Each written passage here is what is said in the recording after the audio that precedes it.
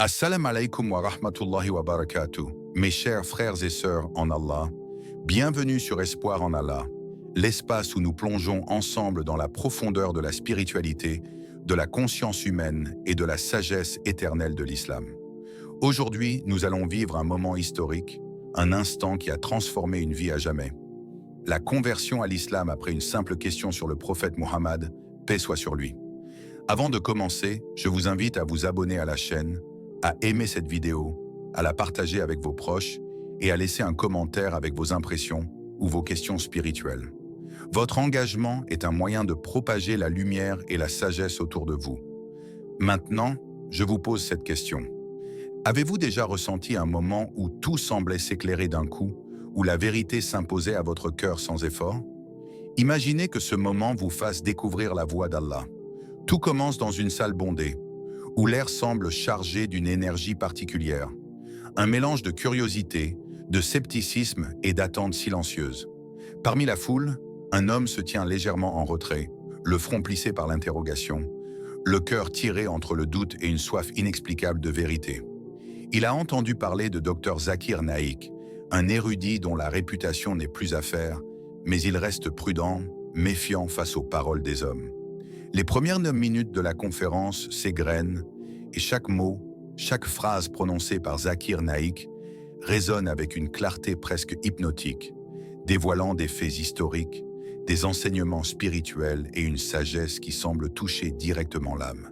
Et puis, un instant suspendu dans le temps, une question jaillit de l'esprit de l'homme, hésitante mais pressante, comme un cri intérieur qu'il ne peut plus retenir. Comment puis-je être sûr que Muhammad, paix soit sur lui, est vraiment le messager de Dieu? Ces mots, simples en apparence, portent en eux le poids de toutes les incertitudes, de toutes les recherches de sens que l'homme a accumulées au fil des années. Le silence qui suit semble plus dense, comme si le monde entier retenait son souffle. Zakir Naik incline légèrement la tête, un sourire de sérénité sur les lèvres, et commence à répondre avec une patience infinie, articulant ses phrases avec une précision qui touche à la fois l'intellect et le cœur. Il parle de preuves historiques, de cohérence divine dans la vie du prophète, de ses actions empreintes de justice, de miséricorde et de patience, et comment chacune de ces actions résonne avec l'ordre naturel et moral que Dieu a implanté dans le cœur des hommes. Il explique que la certitude ne vient pas seulement de l'étude des textes ou des miracles, mais de la perception intérieure de la vérité, de ce moment où l'âme reconnaît ce qui est juste, pur et divinement guidé. Chaque mot qu'il prononce agit comme une clé délicate qui déverrouille les portes du doute.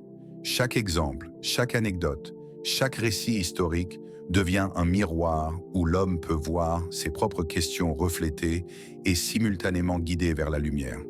La salle semble disparaître autour de lui et il se retrouve plongé dans une contemplation silencieuse, sentant que quelque chose d'invisible mais puissant s'installe dans son cœur. Et nous n'avons envoyé avant toi que des hommes à qui nous révélions. Demandez aux gens du rappel si vous ne savez pas. Sourate An-Nahl, 16h43.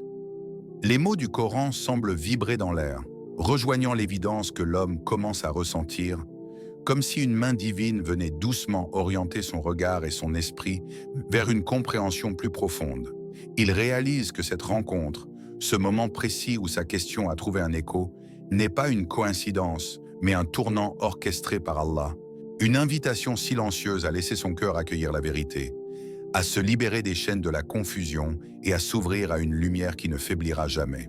Et alors que la voix de Zakir Naik continue de résonner, il sent pour la première fois une certitude fragile mais irrésistible germer en lui.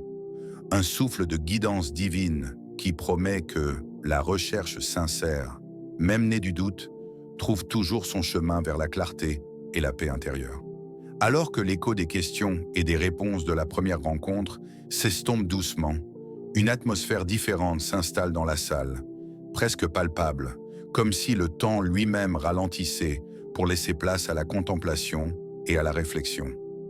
Zakir Naik, d'une voix calme mais vibrante de conviction, commence à dérouler la vie du prophète Muhammad, paix soit sur lui, non pas comme une simple chronologie d'événements, mais comme une symphonie de sagesse, de patience et de miracles subtils, où chaque acte devient un enseignement pour l'âme humaine. Il décrit la naissance du prophète dans la pureté, la protection divine qui l'entourait depuis son enfance, et comment, même dans les moments de solitude ou d'adversité, sa conduite reflétait une lumière intérieure qui ne faiblissait jamais. Les miracles ne sont pas seulement dans les événements extraordinaires, mais dans la manière dont chaque parole, chaque geste et chaque décision du prophète harmonise parfaitement raison et spiritualité, révélant que la guidance divine s'adresse à la fois à l'intellect et au cœur de l'homme. Une histoire particulière capte l'attention de tous, celle d'un homme aveugle de cœur, qui, bien qu'érudit et instruit, avait longtemps ignoré la profondeur morale et spirituelle des enseignements de Muhammad, paix soit sur lui. En étudiant la vie du prophète, il commence à percevoir une lumière nouvelle, la compassion envers les opprimés, la patience face aux injustices, la vérité inébranlable même sous la pression, et la justice pure comme un fleuve qui coule sans obstruction.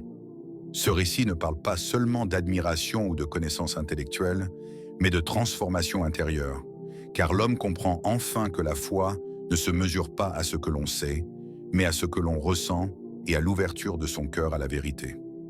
À mesure que Zakir Naik décrit ces épisodes, chaque auditeur ressent un écho dans son propre être. Le silence devient vibrant, les cœurs semblent se tendre vers cette lumière invisible qui émane de la sagesse prophétique. Certes, Allah ne modifie pas l'état d'un peuple tant que ceux qui sont en son sein ne modifient pas ce qui est en eux-mêmes. Surat Ar-Ra'd 13-11. Ces mots résonnent dans l'air, non comme un avertissement, mais comme une promesse. Le changement, la purification et l'illumination viennent d'abord de l'intérieur. L'homme aveugle de cœur ressent alors un frisson, une prise de conscience qui traverse son être tout entier et réalise que la patience et la justice du prophète ne sont pas seulement des enseignements historiques, mais des modèles vivants pour quiconque cherche sincèrement la guidance. Il se rend compte que chaque miracle raconté, chaque situation où Muhammad, paix soit sur lui, a affronté l'adversité avec droiture et foi, est une invitation à examiner son propre cœur, à reconnaître les aveuglements personnels et à permettre à la lumière divine d'y pénétrer. Et dans ce silence sacré où l'histoire se mêle à la contemplation, un souffle doux mais puissant semble remplir l'espace. La certitude commence à s'insinuer dans l'esprit de l'homme, non pas par l'argumentation seule, mais par l'intuition profonde que la vérité est là, lumineuse et accessible, pour celui qui ouvre son cœur et accepte la guidance divine. Chaque détail de la vie du prophète devient un miroir, chaque récit un phare, et l'homme sent cette transformation intérieure se déployer comme une brise légère, mais persistante, qui balaie les doutes, réchauffe l'âme et installe une clarté nouvelle dans son esprit. Ce moment, suspendu entre l'histoire et la révélation, entre le rationnel et le spirituel, est le point où la curiosité devient émerveillement, où le scepticisme cède la place à la certitude silencieuse, et où le cœur commence à reconnaître, sans effort, que la voie tracée par Muhammad, paix soit sur lui, est la lumière qui peut guider toute existence vers la paix, la justice et la proximité d'Allah. Dans cette salle, chaque auditeur, qu'il le réalise ou non, partage cette expérience intime, celle de voir un être humain, pleinement humain, et pourtant extraordinairement divin dans ses actions et sa sagesse, devenir un miroir de ce que l'âme cherche depuis toujours, la vérité pure, la justice parfaite et la lumière intérieure qui transforme le doute en certitude et le questionnement en foi. Après avoir entendu les récits détaillés de la vie du prophète Muhammad, paix soit sur lui, et les preuves présentées avec clarté et sagesse, l'homme ressent un vide soudain dans son esprit, comme si chaque mot prononcé avait délogé des siècles de certitudes fragiles et de croyances construites sur des suppositions. C'est un moment de confrontation silencieuse, intime et bouleversant, où son cœur commence à parler plus fort que sa raison. Les questions surgissent, imprégnées d'un mélange de peur, de remords et d'éveil. Ai-je vécu dans l'illusion tout ce temps? Est-ce que mon cœur a fermé ses yeux à la vérité qui se tenait là, juste devant moi? Comment ai-je pu ignorer ce guide lumineux, ce messager que Dieu a envoyé pour éclairer la voie vers l'éternité? Chaque interrogation résonne dans ses veines. Chaque pensée s'enroule autour de son esprit comme un serpent insistant, le forçant à regarder au plus profond de lui-même. Les sons de la salle semblent s'évanouir, remplacé par le battement intense de son propre cœur, chaque pulsation lui parlant dans une langue que la raison seule ne peut comprendre. Zakir Naik ne parle pas à cet instant. Il ne fournit plus de preuves ou d'arguments, car il sait que la vérité ne se mesure pas par l'accumulation de connaissances, mais par l'acceptation silencieuse qui émane du cœur. Il rappelle simplement que la guidance divine frappe d'abord l'âme et seulement ensuite l'intellect, que la lumière de la foi entre par les fissures invisibles de l'être intérieur. L'homme ferme les yeux et ressent une étrange sérénité, une paix qu'il n'avait jamais connue malgré toutes ses recherches, ses débats et ses doutes. Les paroles du Coran surgissent dans son esprit, non comme un texte lu, mais comme une vibration qui résonne dans chaque fibre de son être. Ceux qui croient, ce sont eux dont les cœurs se tranquillisent au rappel d'Allah. Sourate Ar-Ra'd 13-28. Ce rappel devient tangible, presque physique, comme une lumière douce qui éclaire les coins sombres de son âme. Il commence à voir toutes les contradictions, toutes les illusions dans lesquelles il s'était piégé, et en même temps, il perçoit une vérité immuable qui ne dépend ni du temps ni de l'opinion des hommes. La certitude commence à s'installer, lentement mais irrésistiblement, une conviction silencieuse qui transcende les preuves et les arguments rationnels.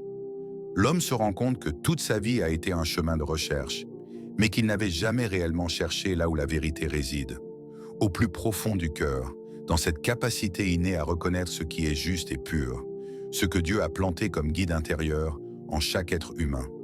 Le silence devient presque sacré, chaque souffle, chaque battement de cœur semblant confirmer qu'il est enfin en présence de cette lumière qu'il cherchait depuis toujours. Il se souvient de toutes les fois où il avait douté, ignoré ou rejeté des enseignements qui ne correspondaient pas à son ego, et il ressent une gratitude infinie, mêlée de larmes invisibles qui coulent silencieusement, lavant les dernières traces de scepticisme. À ce moment précis, la foi n'est plus un concept intellectuel, mais une expérience vivante et palpitante. Il sent la vérité de l'islam entrer en lui, comme une rivière douce mais puissante qui efface toute incertitude et replace son cœur sur son axe divin.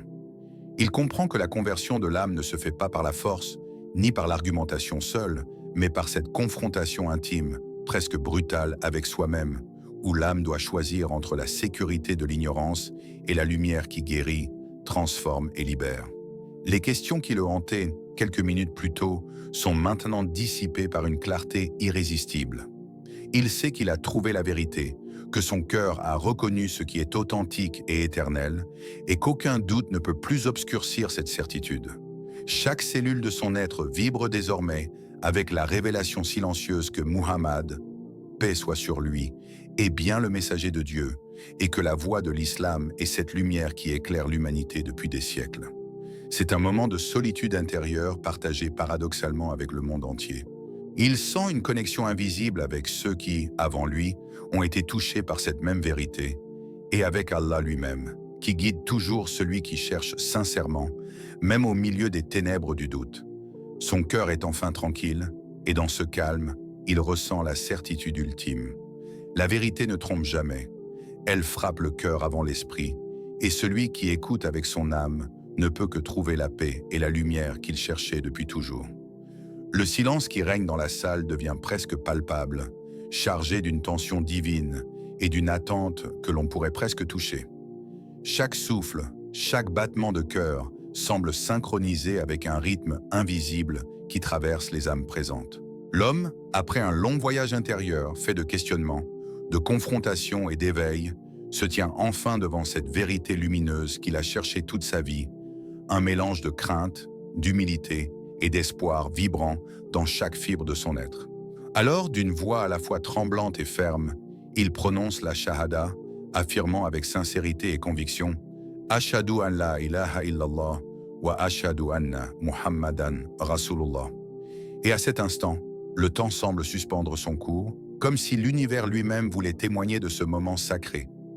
Un frisson parcourt l'auditoire, non pas seulement comme une réaction physique, mais comme une résonance de l'âme collective qui reconnaît la puissance de la guidance divine.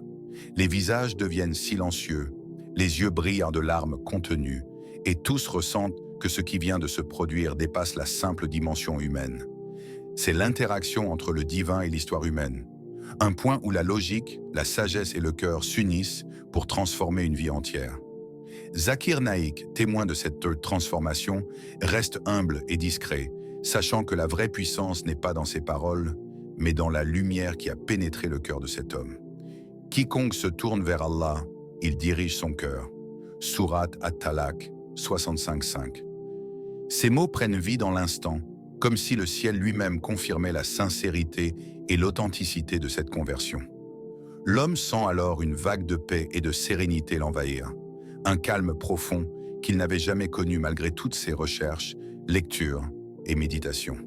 Son esprit, autrefois agité par le doute et l'incertitude, devient clair et lumineux, chaque pensée illuminée par la certitude divine.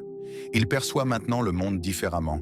Les injustices, les erreurs et les confusions de la vie quotidienne ne semblent plus aussi lourdes, car il a trouvé une encre éternelle, une lumière qui éclaire toutes ses décisions et ses actions.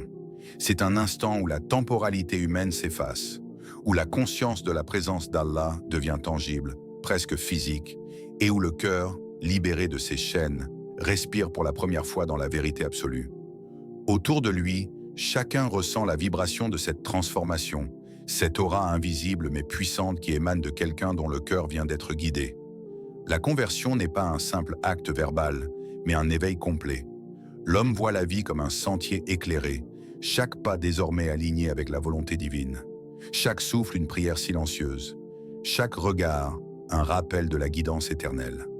Dans cet instant, il comprend que l'histoire humaine peut parfois rencontrer le divin de façon inattendue, que la lumière de la foi peut surgir après les épreuves, les doutes et les questions les plus profondes, et que l'âme qui s'ouvre sincèrement ne peut jamais être laissée dans l'obscurité.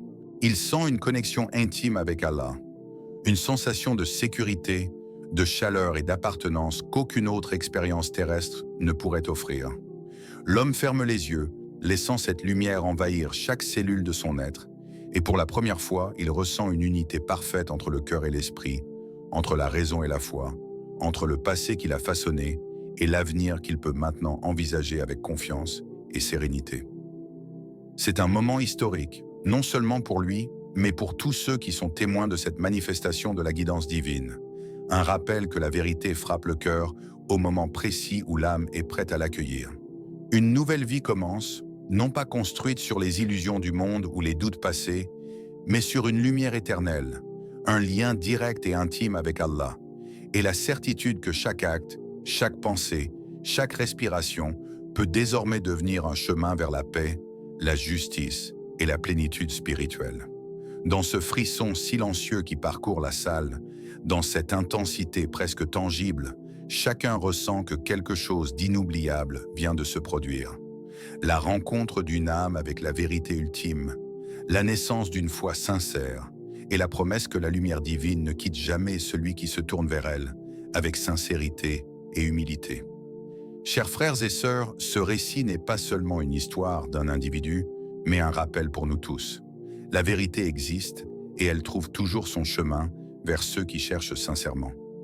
Peut-être que ce moment historique vous inspirera à vous interroger, à méditer et à rapprocher votre cœur d'Allah.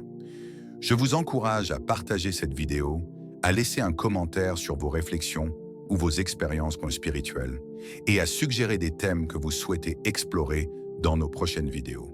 Ensemble, faisons de notre chaîne Espoir en Allah un phare de lumière et de guidance pour tous. Qu'Allah vous bénisse et vous guide toujours sur le droit chemin. Assalamu alaikum wa rahmatullahi wa barakatuh.